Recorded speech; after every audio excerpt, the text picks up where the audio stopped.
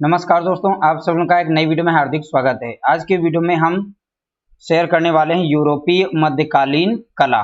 ठीक है, ये पार्ट 2 लिया गया है। मॉर्निंग में इसका पार्ट 1 रिलीज कर चुके हैं। इस पर हमने ये प्रैक्टिस सेट भी सॉल्व किया है सुबह के समय। ठीक है, अगर वीडियो नहीं देखी उसको देख लीजिएगा। ये पार्ट 2 है। इसमें भी हम जो बचे हुए टॉपिक थे उनको हम कवर कर रहे हैं। जैसे कि यहाँ पर है रोमनस्क कला, तो रोमनस्क कला और एक है गोथिक कला। ठीक है, तो उन दोनों को हम कवर करने वाले हैं। तो कंप्लीट टॉपिक जो है यूरोपीय मध्यकालीन कला है, जिसको कवर कर रहे हैं चैप्टर वाइज। आपके नोट्स जो हैं विधिवत तैयार हो रहे हैं, तो आप अच्छे से हमारी वीडियो को, हमारे सेशन को कंप्लीट देखिएगा और सारे आप क्वेश्चंस जो हैं अटेंड कर लेंगे अच्छी तरीके से।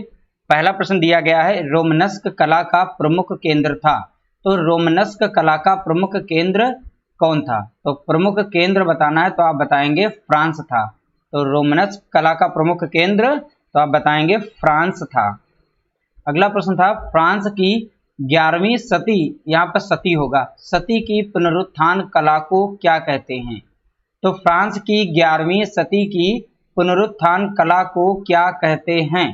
तो आप बताएंगे रोमनस्क कला कहते हैं। ठीक है, फ्रांस की 11वीं, ठीक है, 11वीं को याद रखिएगा। पुनरुत्थान कला को क्या कहते हैं? तो रोमनस्क कला कहते हैं। अगला प्रश्न दिया गया है, रोमनस्क भित्ति चित्रण पद्धति को क्या कहा गया है?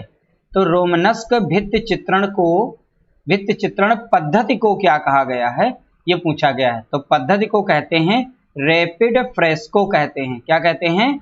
Rapid fresco.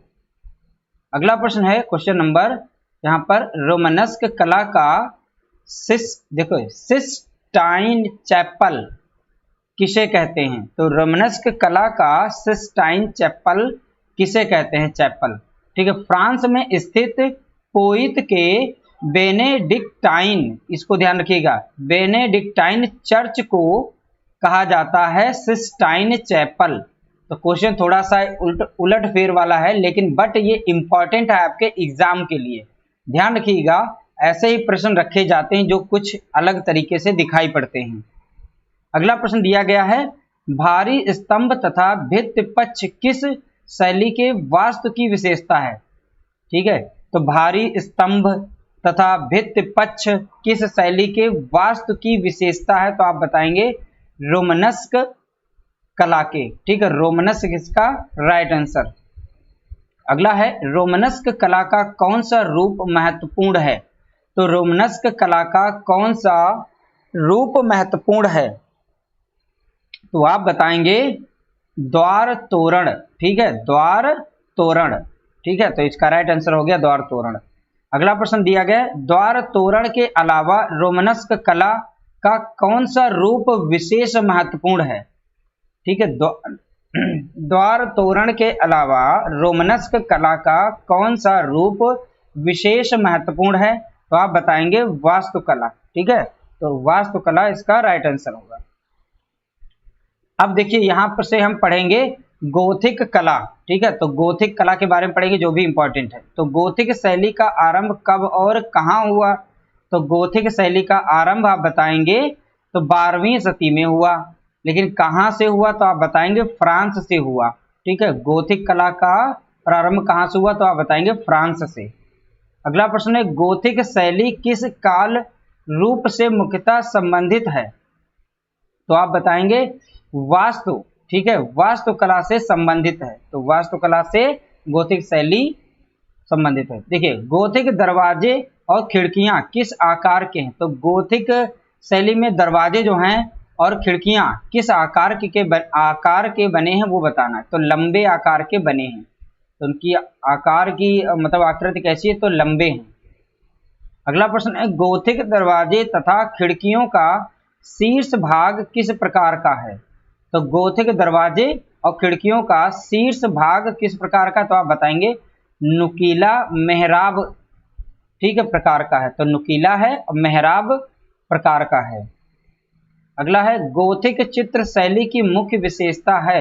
तो गोथिक चित्र शैली की मुख्य विशेषता क्या है? तो आप बताएंगे रंजित कांच की खिड़कियां।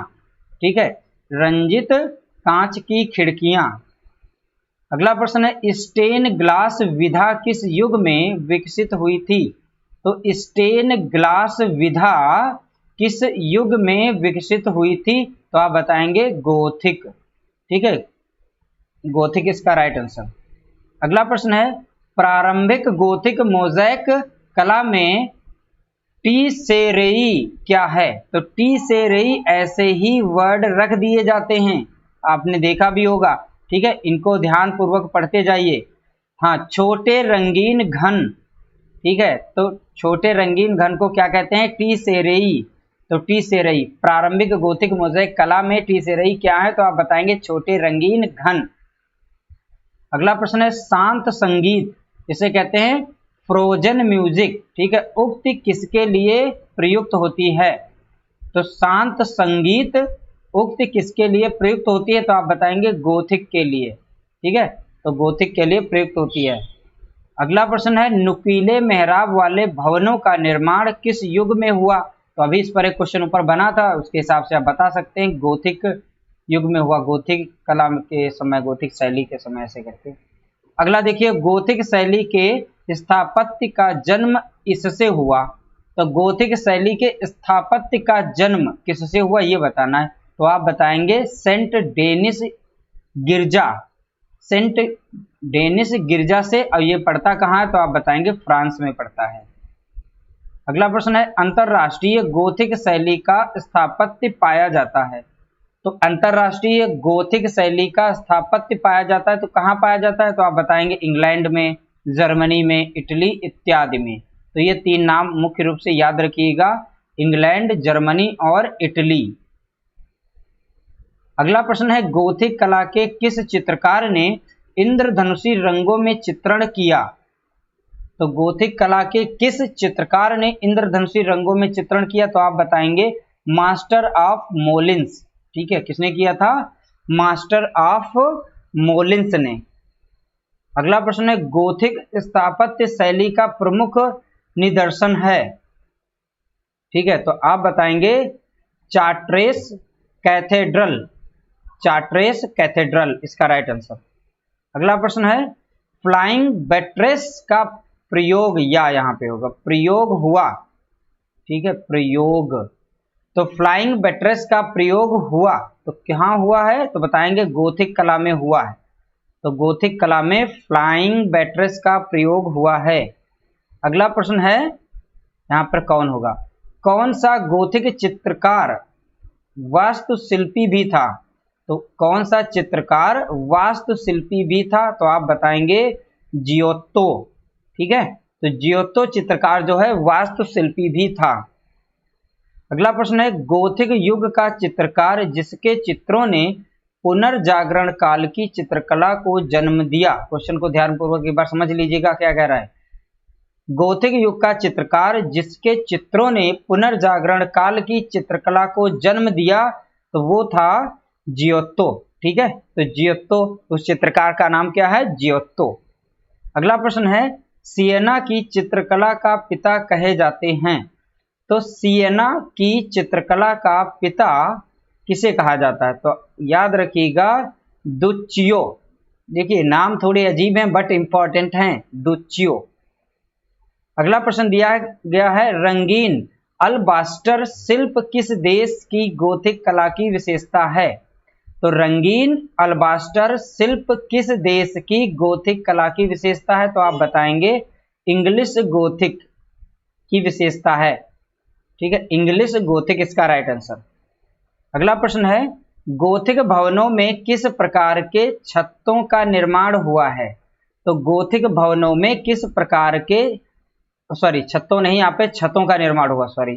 ठीक है, गोथिक भवनों में किस प्रकार के छतों का निर्माण हुआ है? तो वहां पे छत किस प्रकार की? तो आप बताएंगे परस्पर संबंधित चाप। ठीक है, तो लिखा होगा वहां ऑप्शन में परस्पर संबंधित चाप। इस तरीके से जो टॉप इसमें से वन लाइनर प्रश्न बन सकते थे उनको टाइप किया गया, आप लोगों के साथ शेयर किया गया। आप लोग हमारे नोट्स के बारे में क्या सोचते हैं कमेंट करके जरूर बताया करें। ठीक है, आपके लिए नोट्स कैसे हैं, हेल्पफुल हैं या नहीं है, कमेंट करके बता सकते हैं। और जिस तरीके से हम बुक से निकालते हैं और यहाँ पर वन लाइनर के भी रूप में लेकर आते हैं और ऑप्शनल भी लेके आते हैं, तो हर तरीके से कोशिश करते हैं कवर करके आप लोगों तक पहुंचाएं। वीडियो कैसा लगा है कमेंट कर जरूर बताइएगा। वीडियो अच्छा लगा हो तो लाइक करिएगा, शेयर करिएगा, चैनल पर नया हो तो चैनल को सब्सक्राइब जरूर कर लीजिएगा।